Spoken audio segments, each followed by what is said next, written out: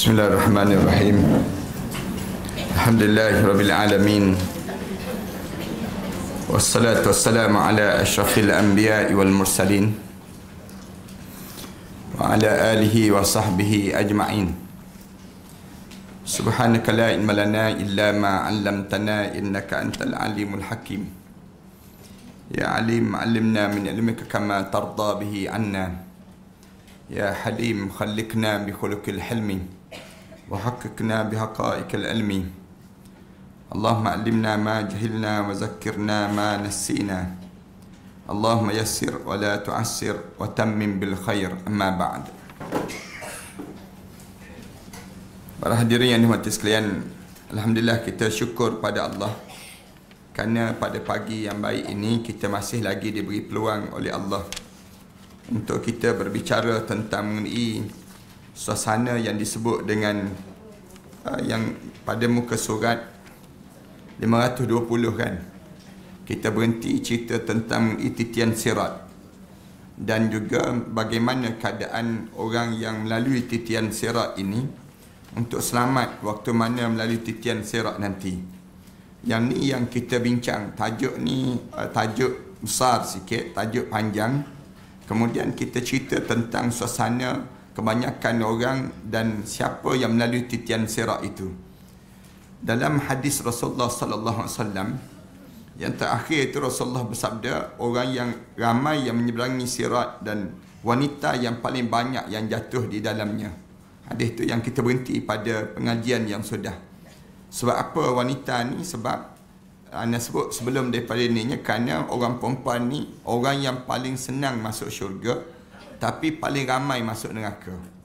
Kerana apa dia paling ramai masuk neraka ni? Kerana dia tak boleh jaga terhadap jalan dia untuk ke syurga.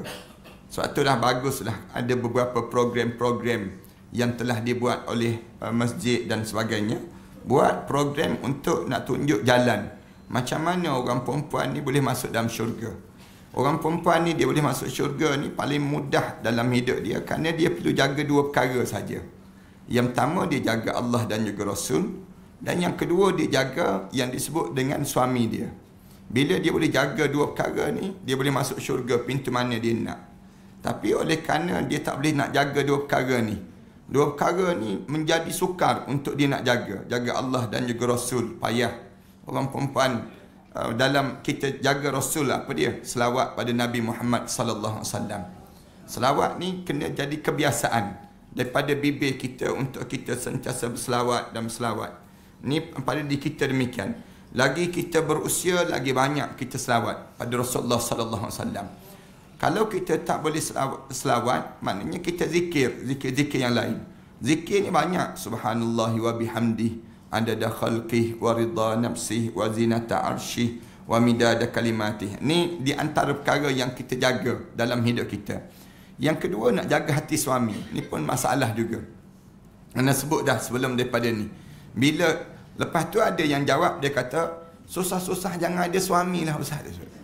Ada yang jawab juga demikian. Yang dia kata, kalau dah nak masuk syurga payah.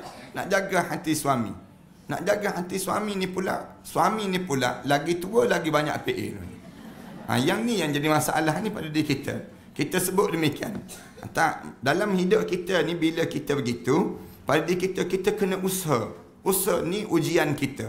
Bila kita ada suami, maknanya suami ni tempat usaha kita. Untuk apa dia? Untuk dapat masuk syurga. Jangan kita buat pilihan, kita sebut ada suami, payahlah ada awak ni, jadi saya susah nak masuk syurga. Kita sebut pula demikian. Jadi mudahnya awak pisahkan diri awak dengan saya. Dia sebut demikian. Yang ni paling mudah masuk neraka. Bila kita sebut saja begitu, jalan luas sangat untuk ke neraka Allah. Kerana apa dia? Kerana kita buat satu benda yang Allah dah tentu dah dalam hidup kita ni jalan ke syurga. Tiba-tiba kita pilih jalan, payah dengan awak ni kita buang je lah. Tu cara demikian. Paling senang untuk kitanya dalam dihumban ke dalam neraka Allah. Macam kita kan, dia bahasa mudahnya apa dia? Orang naik kapal terbang, dia duduk atas kapal terbang dah. Atas kapal terbang dah mula melayang dah atas kapal terbang tu. Dah mula terbang dah. Dia rasa panas atas kapal terbang. Bila dia rasa panas, susah-susah buka pintu je lah dia. Buka pintu ni biar masuk angin. Di waktu tersebut paling mudah untuk dia terjun dalam neraka. Ini nak sebut sama juga dengan orang perempuan. Orang perempuan yang dia bila dia dengan suami dia dah ada suami dah dalam hidup. Lalu dia fikir macam mana? Fikir pada dia, kerana suami ni susah aku masuk neraka. Susah aku masuk dalam syurga. Lalu dia buat apa dia? Minta dengan suami. Susahlah ada awak ni, saya minta cerai lah. Macam tu. Dia minta cerai dengan suami dia. Paling senang dia terhumban dalam neraka. Ni nak sebutnya, dia fikir cara dia. Dia fikir cara dia. Agama bukan begitu. Yang ni, yang kita ni, bila kita lagi susah dengan suami, katakanlah perhatikan diuji dengan ujian kerenah PL perangai suami dalam hidup kita. Itulah lagi banyak Allah nak bagi pahala untuk diri kita. Lagi banyak pahala yang Allah sedang sediakan untuk diri kita. Lalu di waktu ini kita kena usahalah. Bagaimana kita nak handle, bagaimana kita nak kawal diri kita supaya kita ni memudahkan lagi jalan untuk ke syurga Allah SWT. Yang ni panjang perbincangan. Ulama-ulama bincang panjang sehingga kan ulama buat yang disebut dengan karang kitab bagaimana jalan wanita ke syurga. Bagaimana ulama-ulama karang sehingga kan ulama-ulama kata orang perempuan belajarlah terhadap 3 surah. Kalau dia boleh faham terhadap 3 surah ni, dia senanglah untuk dia hidup. 3 surah tu yang ana biasa sebutkan. Surah yang disebut dengan surah An-Nisa, surah An-Nur dan surah Al-Ahzab. 3 surah ni orang perempuan biar cari. Maknanya biar dalam kepala kita faham terhadap apa yang terdapat dalam kandungan 3 surah ini. Sebab itu Rasulullah sebut demikian. Rasulullah SAW juga bersabda, ketika manusia berada di atas sirat, menyerulah malaikat di bawah arash, wahai hamba Allah, seberangilah sirat itu. Bila kita nak melalui titian sirat, malaikat di bawah arash tu, dia tengok seorang-seorang nak lalu tu, dia mula sebut, wahai hamba Allah, lalulah di bawah titian sirat itu, di atas titian sirat itu. Siapa yang melakukan kemaksiatan dan kezaliman, maka hendaklah dia tinggal. Siapa yang maksud dia tinggal ni apa dia? Siapa yang melakukan 2 perkara, kemaksiatan atas dunia ni, jangan kamu berani buat maksiat. Yang kedua, kamu jangan buat kezaliman. 2 benda ni. Atas dunia ni, jangan buat maksiat, jangan buat zalim. Ni banyak ayat-ayat Quranul Karim, dia cerita tentang maksiat dan juga zalim. Zalim ni apa dia? Zalim pada diri sendiri, zalim pada orang lain, zalim sehingga kan Allah cerita tentang zalim ni sampai peringkat bila dihumban ke dalam neraka, syaitan sebut, fala talumuni walumu anfusakum. Jangan kamu cela aku, katanya syaitan. Cela diri kamu sendiri kerana kamu buat zalim pada diri kamu sendiri. Sebab kita buka ruang untuk syaitan masuk. Maknanya ni kita buat zalim pada diri kita sendiri. Jangan bagi ruang untuk syaitan masuk dalam keadaan kita. Dalam hidup kita ni, kadang-kadang kita tak buat maksiat, tapi kita buat zalim. Zalim pada diri sendiri. Zalim pada diri sendiri ni apa dia? Kan Anda biasa sebut kan, ada beberapa orang ibu yang dia puji anak-anak dia. Dia sebut, ustaz, anak saya ni mencuri tak, menipu tak, zina tak, sembahyang pun tak, puasa pun tak. Dia panggil. Yang jenis demikian. Dia memang tak buat benda yang dilarang oleh Allah. Tapi dia buat benda, dia tak buat benda yang disuruh oleh Allah. Bila kamu tak buat benda yang disuruh oleh Allah, maknanya kamu zalim pada diri kamu sendiri. Ini dalam hidup. Ramai di kalangan kita begitu. Kita bangun pukul 5 pagi. Celik dah mata pukul 5 pagi. Dah elok dah. Pergi buang air. Selesai buang air, qada hajat dan sebagainya. Masuk balik, sambung balik tidur. Tak semayang sunat 2 rakaat. Kan zalim tu dipanggil. Zalim pada diri sendiri. Allah dah bagi peluang dah pada diri kita. Bila kita ada peluang, ramai orang kita ni lepas peluang. Maknanya buat zalim. Zalim pada diri sendiri. Kita ni ada peluang dah. Ustaz-ustaz mengajar. Kuliah-kuliah ada. Majlis ilmu. Kita duduk je kat rumah. Tak nak datang majlis ilmu. Kita biarkan diri kita ni tak nak belajar. Kita kawan-kawan kita pergi belajar. Kita tak datang belajar. Kita duduk je kat rumah. Kita tanya kawan-kawan, pergi apa tu? Dengar kuliah, katanya kawan. Dengar kuliah, kita kata, tak apalah, saya tak nak pergi lah. Biar padan muka ustaz, saya tak pergi. Dia sebut demikian. Dia jangan sebut dia biar padan muka ustaz. Padan muka dia dah. Dia panggil demikian. Kerana apa dia? Kerana kamu buat zalim pada diri kamu sendiri. Jangan kita kata, saya tak pergi semayang berjemaah, dia padan muka tu imam, tak ada orang nak ikut dia. Dia tak boleh nak marahkan tu imam tu. Dia tak boleh nak salahkan mereka. Salah diri sendiri. Atas dunia ni, orang masuk neraka ni di antara sebab apa dia? Maksiat dan juga zalim. Bila kamu buat maksiat dan kamu buat zalim, kamu tinggalkan. Malaikat sebut. Tinggalkan maksudnya apa dia? Kalau kamu hidup di atas dunia, kamu jangan buat benda demikian. Dah kalau kamu sampai di akhirat, tiba-tiba kamu melalui titian sirat, kamu jangan harap kamu selamat daripada neraka Allah. Bila kamu melalui titian sirat. Ini dia akan jadi demikian. Satu malaikat sebut, bila kamu melakukan kezaliman dan kemaksiatan dan kezaliman, maka hendaklah dia tinggal. Pada masa itu, katanya disebut lagi dalam kitab ni, pada masa itu suasananya amat menakutkan dan amat panas. Suasana tu tak boleh nak dibayang. Rasa kecut, takut, panas lagi. Kemudian bau lagi dalam suasana yang hiruk pikuk. Tak boleh nak digambarkan. Macam mana keadaan manusia di suasana itu? Kelam kabut, manusia kelam kabut. Dalam keadaan semua begitu, orang yang selama berada di dunia lemah dan hina menjadi orang yang maju terlebih dahulu. Tengok orang lain lalu saja orang lain tersebut, lintas saja. Dulu dia ni tak glamour pun. Atas dunia ni orang tak kenal pun dia. Tiba-tiba bangkit, belaju saja melalui titian sirat Allah SWT. Ini dia jadi demikian. Cuma alim ulama tanyalah, titian sirat tu satu sajakah ataupun banyak? Banyak yang menyebabkan dia jadi demikian. Ada ulama kata satu je titian sirat. Satu je titian sirat ni, seorang kena lalu. Seramai mana manusia, itu saja titian sirat ni. Ada alim ulama kata titian sirat tu banyak. Jadi dalam keadaan serentak manusia tu melalui. Berapa ramai orang lalu, berbeza-beza setiap seorang satu titian sirat. Ya Allah sediakan untuk dia tu. Apa dan dia juga pandangan demikian. Yang tu yang berdasar pada yang ni disebut, dia kata orang yang hina menjadi orang yang maju terlebih dahulu. Di dunia orang pandang lekeh pada dia. Ialah kadang-kadang kan orang pandang bila kita buat benda-benda yang disuruh oleh Allah, orang pandang lekeh ya. Orang tak nampak gaya high class, orang panggil demikian. Tapi bila kita begitu kita bertahan dengan syariat agama, kita jaga perintah agama, di akhirat nanti tegak je dia. Manakala orang yang buat maksiat ini sepanjang dia hidup atas dunia, dia nampak mulia pada diri dia. Tapi bila sampai di akhirat nanti, dia terbongkok-bongkok dalam keadaan cengkung wajah dia, ketakutan dia saat mana dia menghadap depan Allah nanti. Itu beza dia panggil. Macam kita kan, bila datang masjid, pakaian kita tu teraurat elok je. Kemudian orang-orang yang lalu red carpet tu kan, dia akan pandang, alah, gitu je pakai. Alah, yang dia tu, dia rasa megah kerana kelipan cahaya kamera orang ambil gambar ni kan. Bila orang ambil gambar tu jalan megah je dia. Atas red carpet tu. Walaupun pakai berkemban je pakai. Tapi nak sebutnya, dalam keadaan begitu megahnya dia. Tapi tunggu di akhirat nanti. Tunggu di akhirat nanti, kamu berjalan dalam keadaan bongkok-bongkok kamu, dalam keadaan malu kamu, manakala kami, orang yang benar-benar mengikut syariat ini jalan tegak jadi pada mahsyar Allah. Ini dia panggil, bangga kita. Sekarang berjumpa kita sebut. Sekarang berjumpa janji. Sepanjang di atas dunia, orang pandang lekeh kita.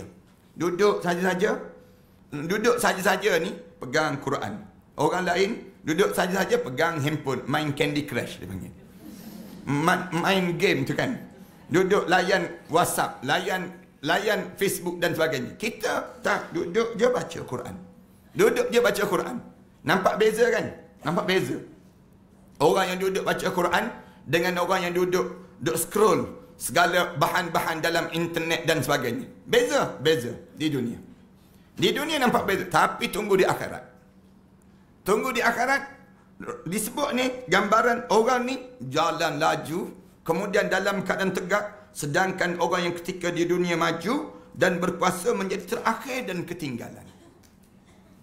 Kita kan orang yang pemimpin atas dunia ni, bila kita dalam sesak jalan raya tu kan, dengar siren tu, kita sesak. Dia datang pula halau kita. Polis tu halau suruh ke tepi. Kita dalam sesat dah, dia pun lintah kita. Kita dalam keadaan tengok Allah, mentang-mentanglah dia pemimpin, mentang-mentanglah dia, mentang-mentang dia tu. Tapi di akhirat nanti cuba tengok.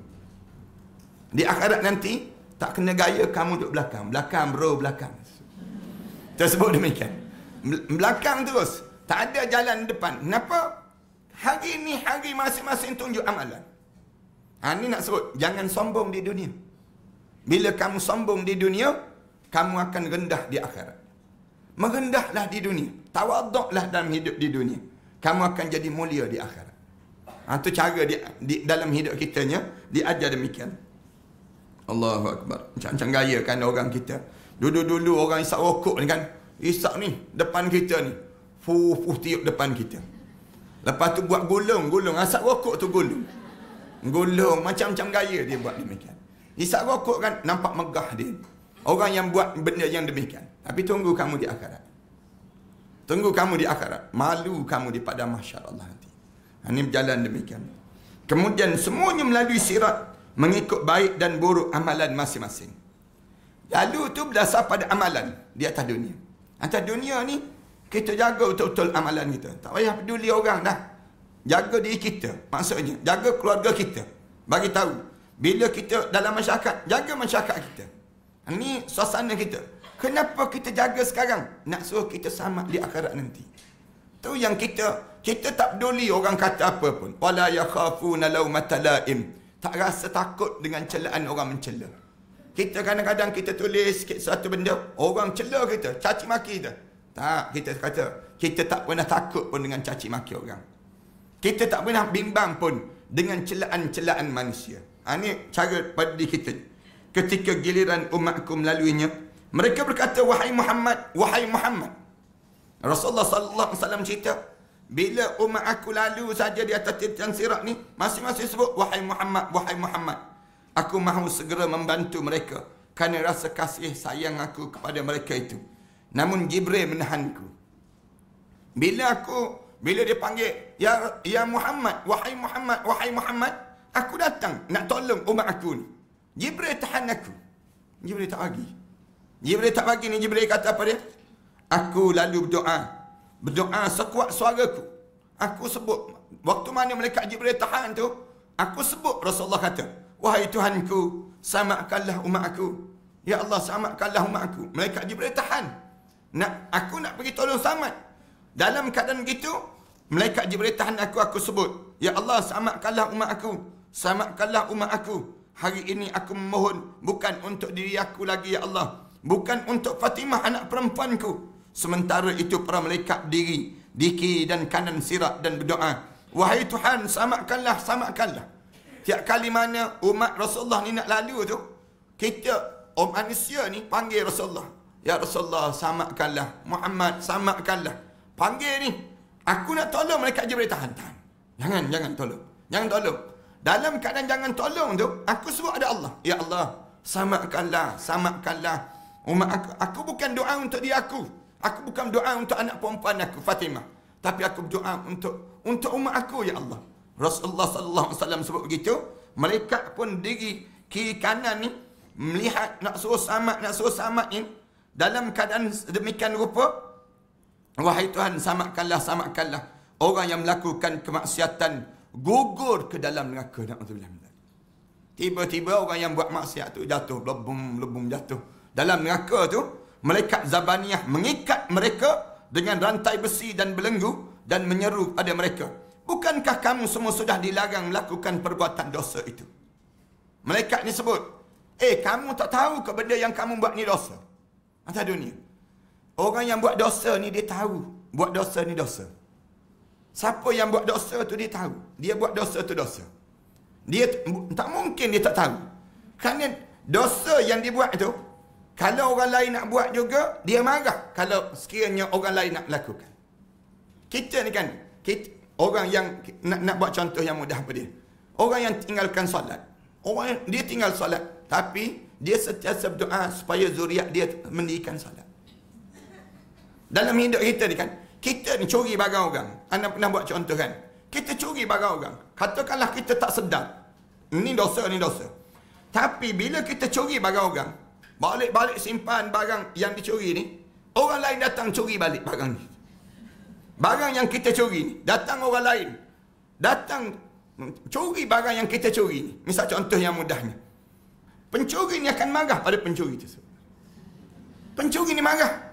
Engkau ni curi barang aku curi tersebut.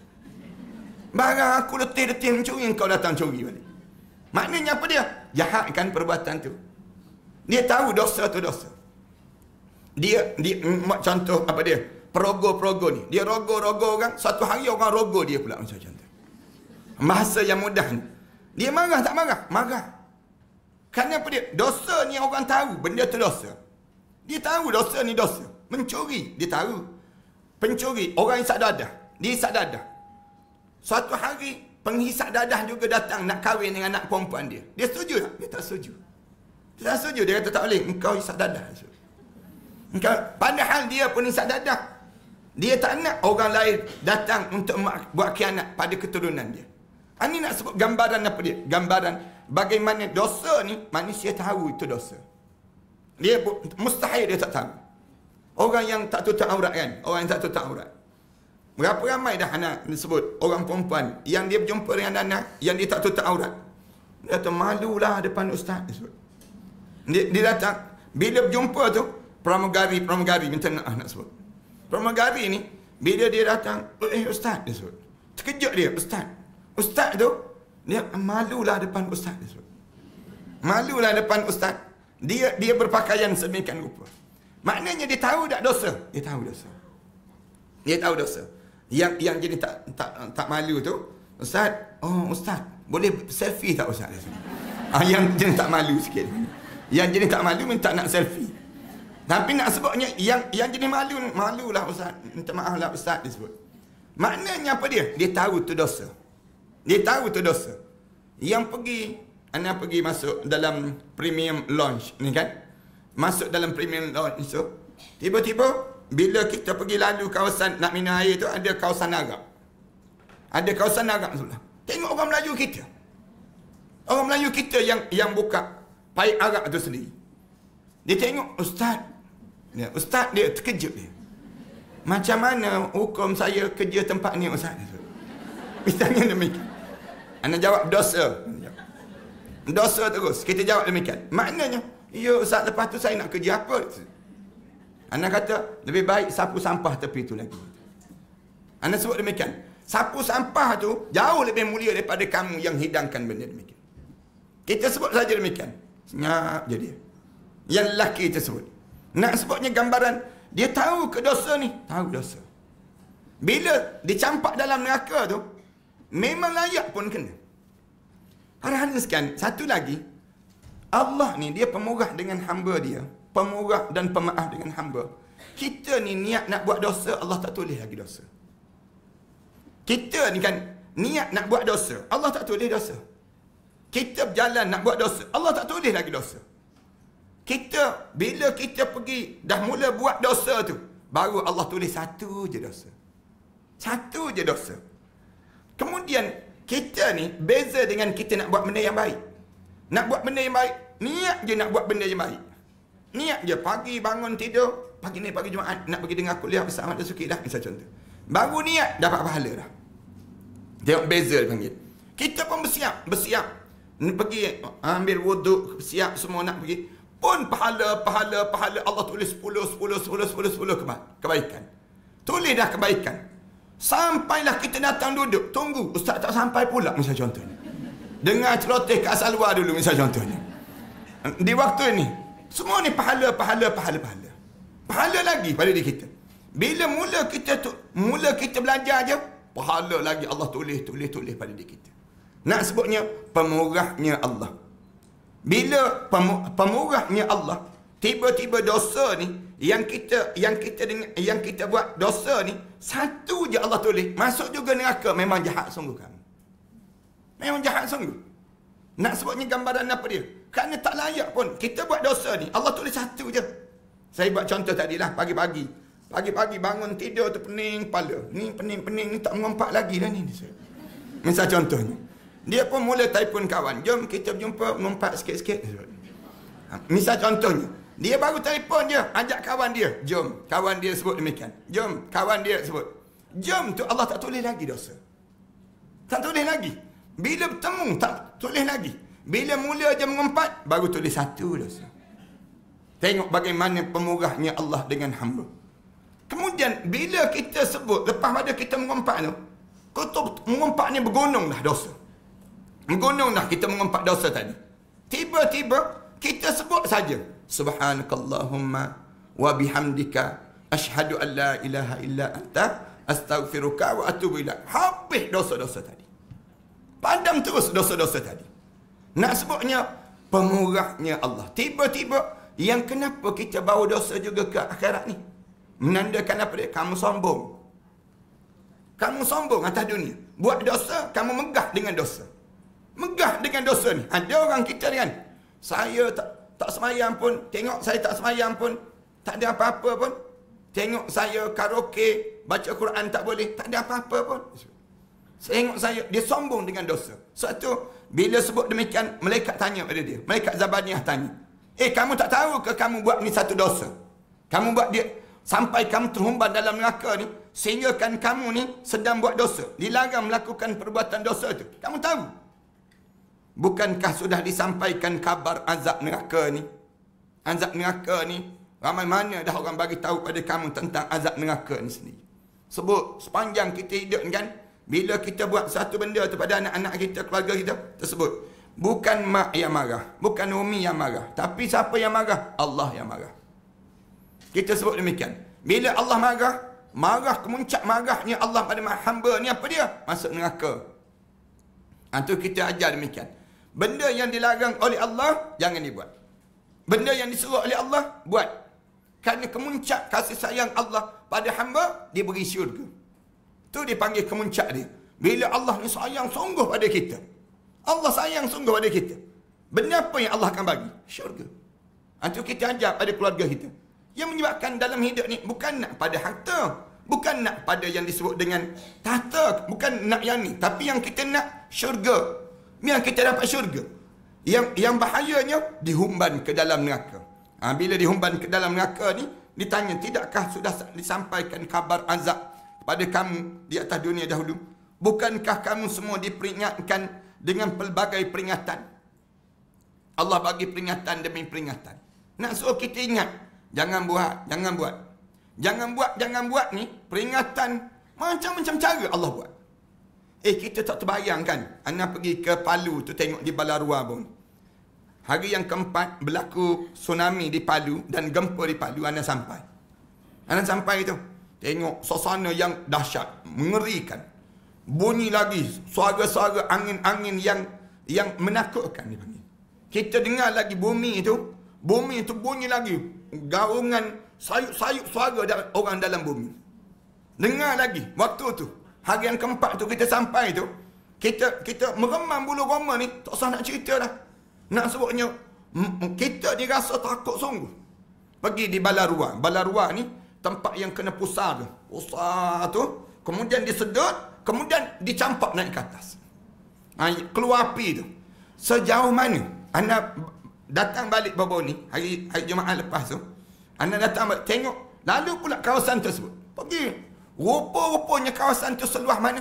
140 hektar. 140 hektar tanah. Jadi lapang. Tanah tu tenggelam. Ya Allah, kita tengok. Dan diratakan. Digali balik tanah-tanah yang timbun-timbun tu, pihak pemerintah di sana sapu bersih balik. Jadi nampak kosong je, landai je kawasan tersebut. Batu-batu ni tak tahu datang daripada mana. Batu-batu yang bulat-bulat, batu-batu ni yang bergumpalan, batu-batu ni sendiri. Allahu Akbar. Kita tengok tu, datang sekali lagi di Balarua tu, tengok, ya Allah, anak-anak budak-budak kecil ni datang minta derma. Macam di Palestin kita rasa. Nak sebut, bila tanya penduduk kawasan tersebut, dia kata, Alhamdulillah, setelah mana berlaku gempa ini, penduduk kawasan ni mula penuh, masjid mula penuh. Masjid semayang Zuhur ni 8 rakaat pula. Semayang Zuhur 8 sah tu. Bukan 8 rakaat, jangan pula lepas pada semayang Zuhur. Semayang tu sampai 8 sah, dia kata tak pernah. Biasanya 1 sah pun tak penuh. Zuhur, Asar. Kemudian baru-baru ni pemerintah Palu, bila masuk tahun baru, mereka larang jangan buat festival langsung, jangan buat keraian langsung. Hanya yang boleh dibuat ialah zikir-zikir dan bertasbih pada Allah bila masuk tahun baru. Maknanya lepas tu dibagi sokongan pada kerja-kerja agama. Sehingga kan bila pergi ada radio daripada NGO daripada Makassar datang buat radio Islam. 24 jam baca Quran, tazkirah. Dalam radio tu dibuka dan diberi peluang kepada penduduk Palu untuk melayarinya. Ada hikmah dia tu. Kadang-kadang Allah nak tegur manusia ni, Allah pom sekali. Pom sekali tu baru celik mata. Selagi mana tak kena pom sekali tu, tak ada. Manusia tetap begitu juga degilnya dalam hidup. Ada Allah buat demikian. Kita ni jangan kena tegur sebegitu rupa, jangan. Kita ni kalau Allah tegur, saya rasa di Malaysia kita ni, tak tahu nak buat macam mana lah kita. Allah ingatkan kita dengan banjir tu pun pelik dah kita.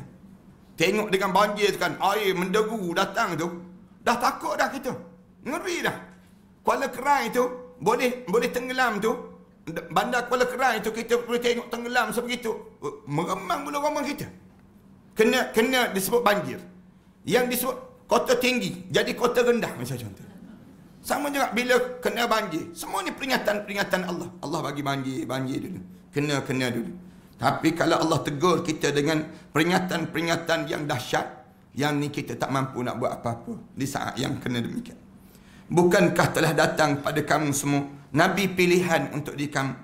Hadis Abu Al-Faraj bin Al-Jawsi dalam Rawdah Mushtaq buat Tariq Al-Malik Al-Khallaq.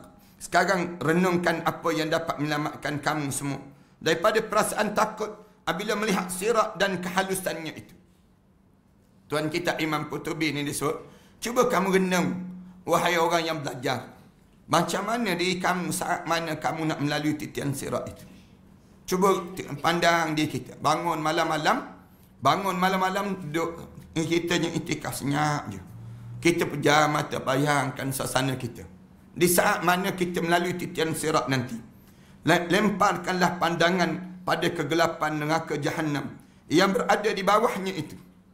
Kamu bayangkan, kamu tengok neraka Jahannam. Bila kamu bayangkan neraka Jahannam yang api yang besar di bawah kamu, kamu melalui titian sirat ke atas, kamu bayangkan suasana itu. Katanya Tuan kita itu, kemudian bukalah telinga untuk mendengar deruman api dan kemurkaannya. Bila kamu melalui titian sirat tu, kamu bayangkan api yang dekat bawah, kemudian kamu dengar suara jerit bertempik orang dalam. Macam mana keadaan diri kamu? Suasana yang berlaku pada kamu. Kamu akan berjalan meniti sirat dengan keadaan yang lemah sangat.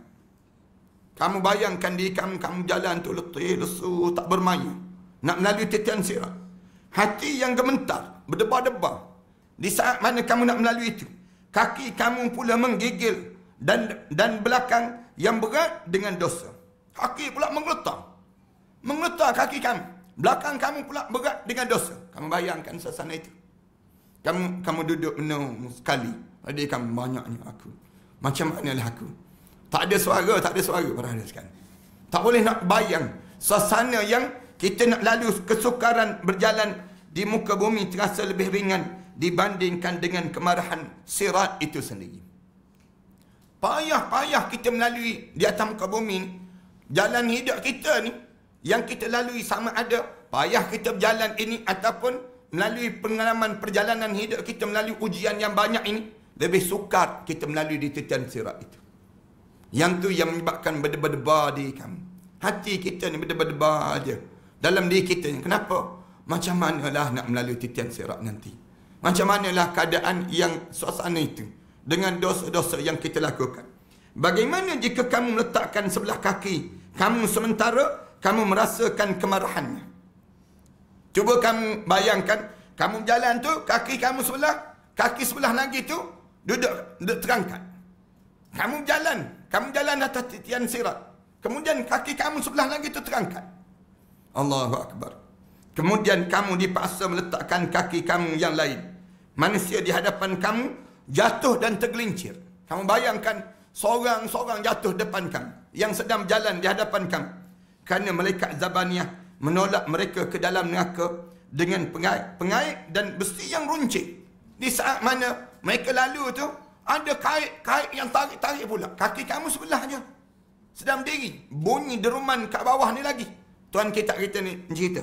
Kamu akan melihat bagaimana dibalik-balikkan ke dalam neraka dengan kepala di bawah dan kaki ke atas. Terpusing-pusing manusia tu.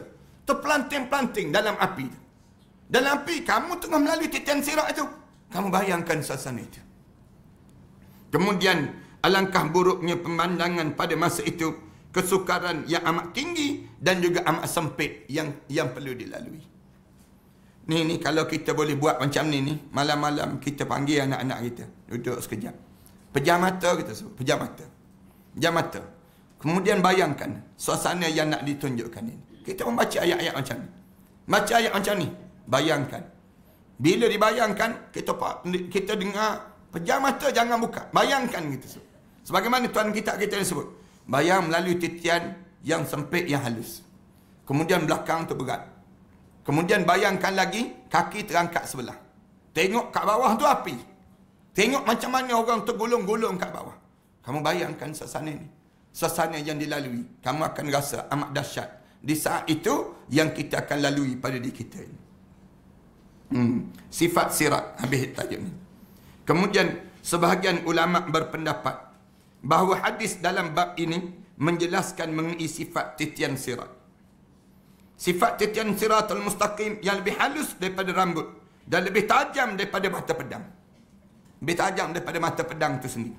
Kemudahan dan kesukarannya bergantung pada tahap ketaatan dan kemaksiatan. Nak lalu tu, lalu dengan maksiat kita ke dengan lalu ketaatan kita? Kalau kita boleh lalu dengan ketaatan, laju je kita. Cepat je dipanggil pada perjalanan seorang. Tidak ada yang mengetahui keadaan kecuali Allah Subhanahu Wa Taala. Tak boleh nak bayang. Suasana itu kecuali Allah. Allah Subhanahu Wa Taala. Kerana perkara tersebut tidak jelas dan tersembunyi pada kebiasaannya. Sesuatu yang tidak jelas dan tersembunyi dipanggil halus. Bila dalam keadaan sebegitu, kebiasaannya sesuatu yang tidak jelas dan tersembunyi dipanggil halus, maka dibuat perumpamaan dengan halusnya rambut. Demikianlah perbahasan dalam bab ini. Titian sirat ini sendiri. Bila nak sebut halus-halus tu, orang tanya halus tu halus mana? Lalu digunakan sehalus rambut. Rambut ni kan halus lah. Senang ceritanya. Kalau kita nak halusnya, kalau kita sebut benang, ada juga benang yang kasar, yang besar. Tapi rambut sama je. Itu digambarkan demikian. Sabda Rasulullah SAW. Lebih tajam daripada pedang. Rasulullah sebut, titian sirat ni lebih tajam daripada pedang. Adalah perintah yang datang daripada Allah SWT kepada para malaikat untuk manusia yang melalui sirat akan dilaksanakan dengan cepat tanpa ada yang dapat membantah, sebagaimana pedang tajam yang jika dilibaskan pada sesuatu maka tidak ada yang menghalang. Tengok orang libas kan, perhatian sekarang boleh tengok dalam YouTube sekarang ni macam mana orang laksanakan kisah di Arab Saudi. Bila dilaksanakan kisah tu, otak je, yang nak dipancung tu kan, yang nak dipancung tu, tutup kepala dia, tegakkan badan dia. Yang nak pancung tu, pegang je pedang tu, Bismillahirrahmanirrahim, pom sekali. Pom tu sekali tu campak terus. Tak ada yang menghalang. Tajam pedang dia tu, sekali libah je. Padahal ada tulang ni. Tulang keras dalam tenggok kita. Sekali je, tajamnya. Pensyarah saya dia cerita, dia kata waktu mana belajar di Mesir dalam bab nakalan minallah, cegahan daripada Allah ni. Dia kata aku tengok orang nak kena potong tangan tu pun, dia kata. Aku tengok, sekali tengok aku naik tingkat 11. Tengok bangunan, sekali hulur tangan. Ambulans aku kira ada 11 buah ambulans. Ambulans 11 buah, ada minyak kat sebelah. Minyak zaitun tu disebut. Minyak sebelah. Kemudian orang yang nak pancung tangan tu, aku tengok ramai orang. TV buat siaran langsung tu. Dia kata, sekali kena pancung tangan tu, kena tepat dekat pergelangan. Sekali tu, yang angkat tu, pedang tu, dia kata sebelum dia nak putuskan tangan orang ni, dia letak mata pedang tu, dia ambil kain, dia lambung ke atas. kain tudung orang perempuan, dia kata. Ambil tu, jatuh kain tudung tu, putus dua. Nak sebutnya tajam sungguh. Jatuh, tak bergerak pun mata pedang tu, dia angkat begitu je dia tu. Tiba-tiba jatuh kain tudung tu, atas tu, putus dua, tajam sungguh. Kemudian dia hulur tangan.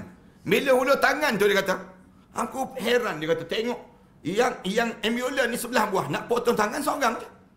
Bila potong tangan, pong sekali tu, tangan ni terpancuk ke depan. 5 meter ke depan ni sebut. Lepas tu, pegang tangan tu, celuk, masuk terus dalam minyak, dia kata. Dia kata, rupa-rupanya dia kata, bila terpancuk je, ramai jatuh pingsan. Amula ni angkut orang jatuh pingsan tu. Dia sebut.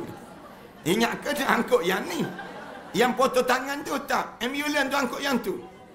Dia kata, aku sendiri tak boleh makan 3 bulan. Dia tu. Hilang selera makan. Tu bayang-bayang. Allah, macam manalah orang. Kesan mencuri. Kesan mencuri tu, nakalan minallah. Cegahan daripada Allah.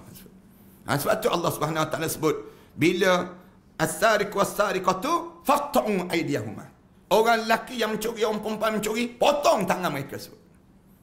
Ni kenapa Allah suruh potong tangan ni? Nakalan minallah, cegahan daripada Allah. Buat fal yashhad azabahuma. Tunjukkan depan orang ramai. Tak berani orang nak mencuri. Siapa yang datangkan tak berani ni? Allah. Campak dalam hati-hati pencuri tu, aku tak mencuri seumur hidup dari hidup aku. Aku tak akan buat lagi perangai ini. Ni kesan seorang yang kena potong tangan, habis yang lain terhenti.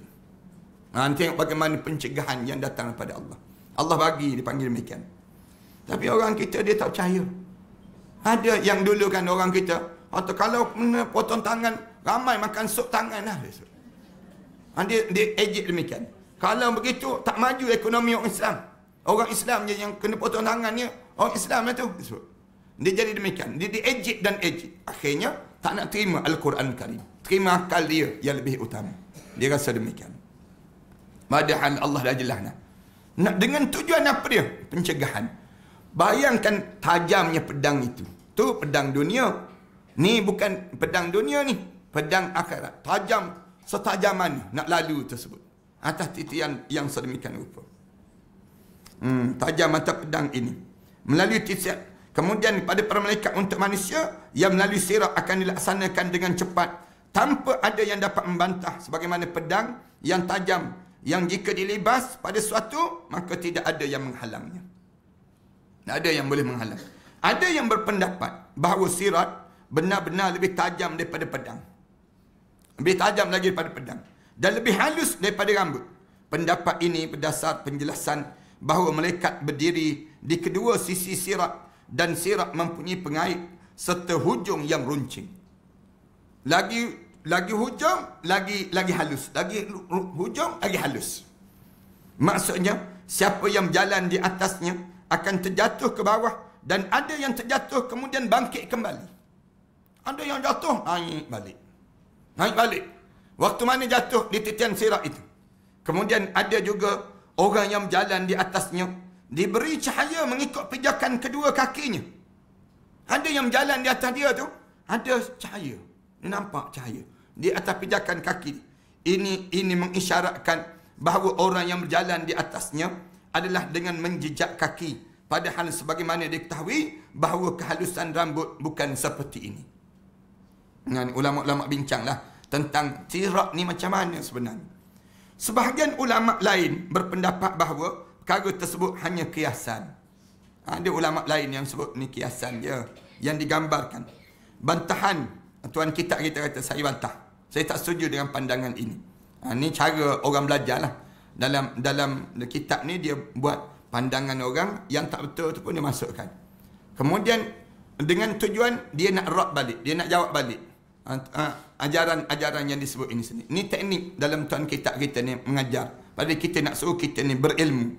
Kita ni membuka cara tidak ambil satu laras saja. Tapi kita dengar pandangan orang. Kemudian saya nak jawab pula macam mana cara saya jawab. Itu teknik lah. Orang yang belajar, yang duduk dengan dalam majlis-majlis ilmu biasa, duduk majlis ilmu, dia akan jumpa pandangan-pandangan sebegini. Bantahan, saya berpendapat bahawa kata-kata tadi ditolak. Tuan kita kita ni sebut. Yang disebut tadi saya tak terima. Sebagaimana yang dinyatakan dalam beberapa riwayat. Tetapi keimanan meyakini perkara itu kerana Allah Subhanahu Wa Taala tentu mampu memegang orang mukmin dan menjadikan berlari ataupun berjalan. Saya tak terima pandangan kata kena berjalan saja titian sirat. Maksudnya Allah lah yang layak untuk menjadikan orang nak berlari pun boleh, nak berjalan pun boleh, nak merangkak pun boleh, boleh semua. Tu cara tuan kita jawab. Hakikat tidak dapat menyamai perumpamaan kecuali sesuatu yang mustahil. Yang sebenar tak sama dengan perumpamaan. Yang sebenarnya, jangan kita nak sama-samakan. Jadi tak sama. Kalau nak samakan dengan rambut, tak sama. Titian sirat ini sendiri. Maknanya, yang sebenar lebih teruk daripada itu. Katanya tuan kita kata. Sedangkan perkara tersebut bukan suatu yang mustahil. Allah nak buat lebih daripada itu pun Allah boleh buat. Kerana terdapat dalil penyokong dan yang mengukuhkan yang disampaikan oleh para imam yang adil. Iaitu firman Allah Ta'ala. Au kazulumati fi bahril lujji yakhshahu mawjun. Min fawqihi mawjun min fawqihi sahab. Zulumatun ba'duha fawqa ba'd. Idza akhraja yadahu lam yakad yaraha. Wa man lam yaj'alillahu lahu nura fama lahu min nur. Di kegelapan orang kafir ni gelap gelita sungguh. Seumpama fi bahrin, seumpama di lautan yang dalam yang diliputi dengan yakhshahu mawjun, dahlah gelap kemudian gelombang demi gelombang. Min fawqihi mawjun min fawqihi, dalam di atas dia tu pula awan yang tebal, gelap gelita yang berlapis-lapis. Sahabun dengan awan tadi. Zulumatu ba'duha fawqa ba'd, kegelapan itu bertindan-tindan. Bila seorang kafir ni dia jadi gelap tu gelap bertindan-tindan gelap dia. Maknanya dia jadi sesat tu bertindan-tindan kesesatan dia. Ini cara demikian. Idza akhraja yadahu, kalau dia keluar pun tangan dia dalam gelap yang sebegitu. Dia keluar tangan dia, lam yakad yaraha, dia tak nampak langsung tangan dia tu. Maknanya gelap sungguh lah pada malam yang sebegitu. Dalam keadaan ini, wa man lam yaj'alillahu lahu nura, siapa-siapa yang Allah tak bagi cahaya untuk dia, cahaya agama untuk dia, fama lahu min nur, maka untuk selama-lamanya dia tidak akan dapat cahaya. Ayat ni dipanggil ayat yang Allah nak buat perumpamaan, tasbih dengan orang kafir. Orang kafir ni kalau dia sesat tu sesat sungguh. Sesat sungguh. Nak kata dia nak guna logik yang bijak kan. Kita kata dia ni orang yang bijak lah, fikir sana fikir sini, tiba-tiba pergi sembah berhala. Di sudut logik dia tak logik kan. Kalau kamu nak kira logik, buat apa kamu pergi sembah berhala? Sembah berhala kerah, benda yang kosong. Kamu pergi sembah tersebut. Maknanya apa dia? Kamu tak cerdik juga. Ini cara Allah nak ajar. Orang kafir kan, kita tengok, dia jaga kesihatan. Dia ajar kita makan vitamin C, makan yang ni, makan yang ni. Dia ajar pada kita kan. Dia siap, dia ajar pada kita semua tersebut, dia minum arak. Maknanya bodoh juga dia. Yang dia pergi minum arak tu kenapa? Maknanya, di sudut, dia panggil kontradik kan. Dia nak ajar jaga kesihatan. Nak ajar jaga kesihatan. Siap nak ajar jaga kesihatan dan sebagainya. Sihat ni tubuh badan kita begini, kena makan begini, kena siap. Maknanya sihat nak kena jaga sungguh. Tiba-tiba pergi isap rokok. Pergi dalam keadaan demikian. Sihat ke macam tu? Tak sihat panggil. Macam orang jogging. Pagi-pagi jogging. Orang tanya, jogging kenapa ni? Jaga jantung. Biar jantung ni jangan, biar bergerak sempurna. Pagi-pagi jogging. Siap jogging, cari kedai mamak. Makan roti canai 2 biji. Makan, minum air teh tarik dipanggil. Pagi lagi demikian. Kamu jogging tadi untuk apa? Kamu pergi makan roti canai tadi, kalori dia, dengan apa dia, dengan nak sebutnya, kamu minum air teh tarik pula. 2 gelas pula tu. Kamu pergi, kamu bayangkan, kamu tadi nak suruh sihat, tiba-tiba kamu pergi buat yang demikian. Kontradik kan? Orang yang isap rokok ni, sebab tu Allah ya rahmat Tok Guru ni Abdul Aziz dia sebut kan, orang isap rokok ni orang paling bodoh di kalangan kita. Benda apa yang dia pergi isap? Benda yang asap dia panggil. Nalah menyakitkan tubuh badan, bau busuk, kemudian duit pula habis. Digambarkan demikian. Nak gambarkan apa dia? Kalau kamu cerdik, kamu tak hisap rokok. Orang kafir demikian tak? Kalau kamu cerdik, betul-betul kamu cerdik, kamu masuk Islam. Kamu mesti bersama dengan Islam. Kerana Islam ni agama yang cerdik. Agama yang tak ada kontradik. Tak ada benda pun yang bertembung. Tapi agama lain semua bertembung.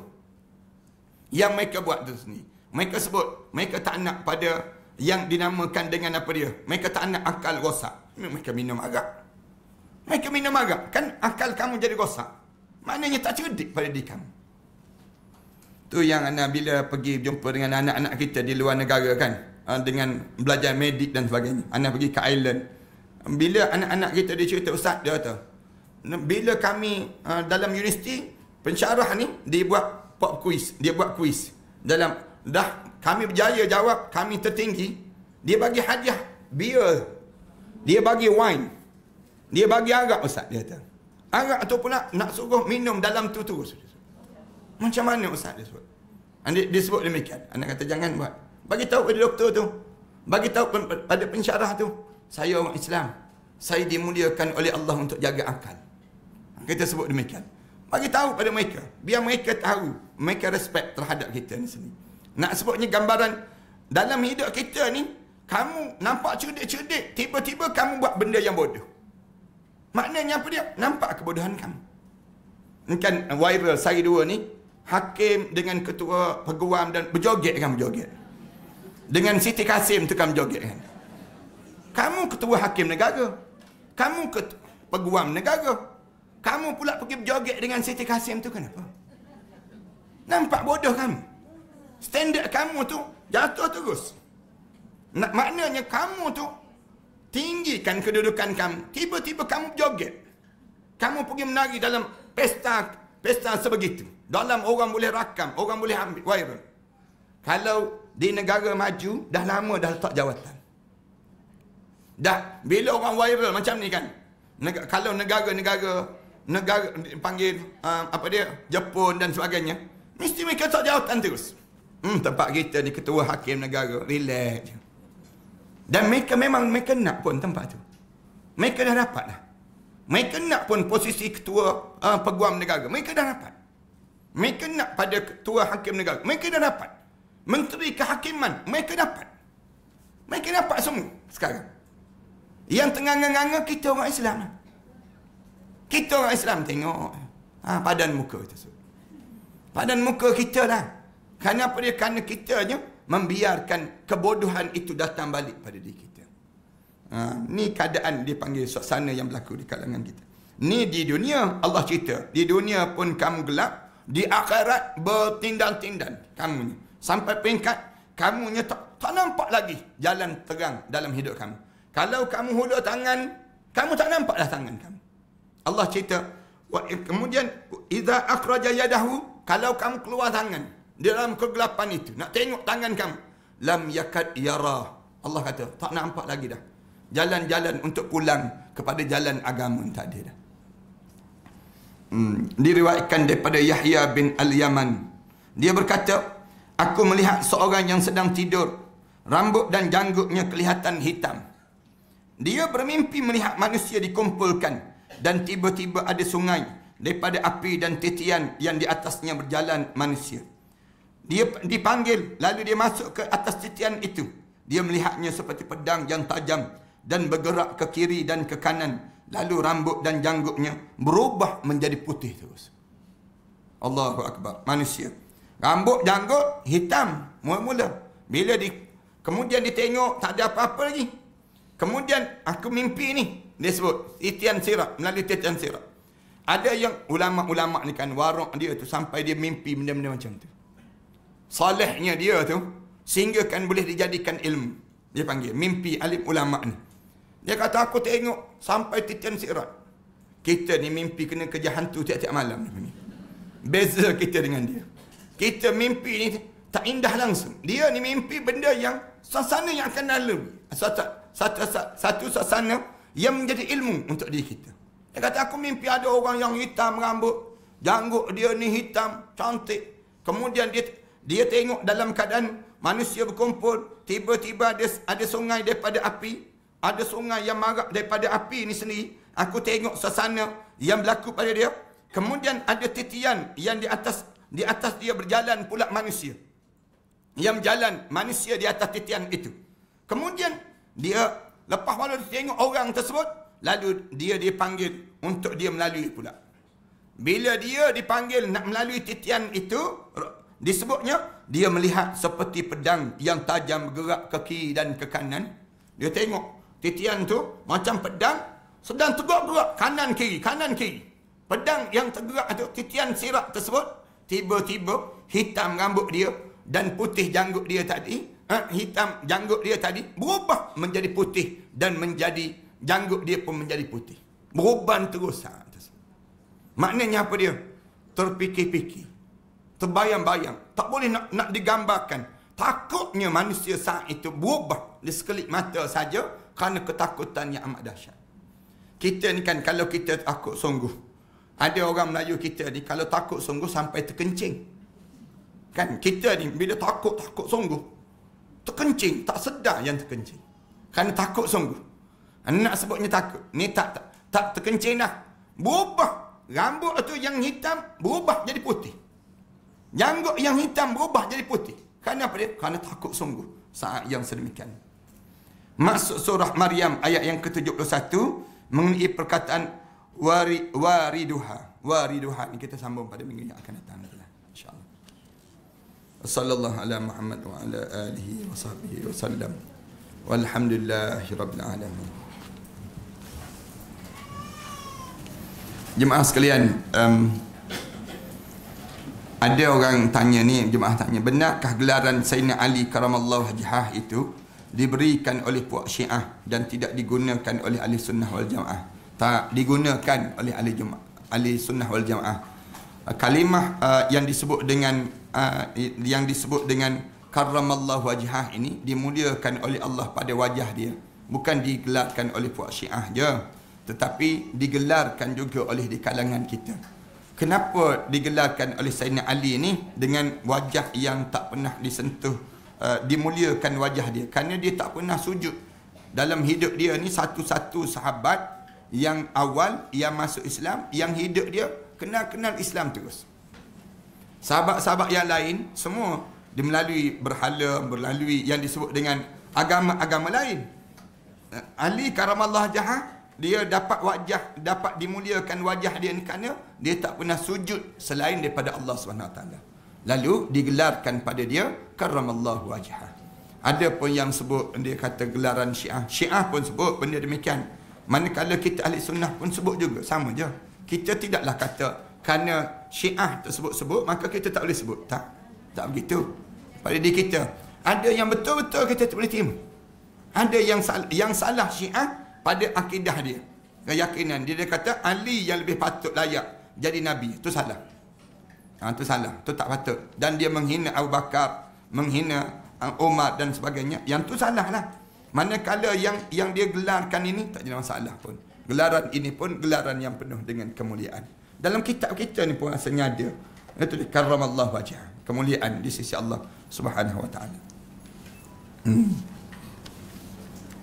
Kemudian mohon ustaz dan jemaah doa ni anak cucu dalam keadaan yang masih lagi menerima rawatan yang kita doa minggu yang sudah. Bismillahirrahmanirrahim. Alhamdulillahirabbil alamin. Wassalatu wassalamu ala rasulil amin wa ala alihi wa sahbihi ajma'in.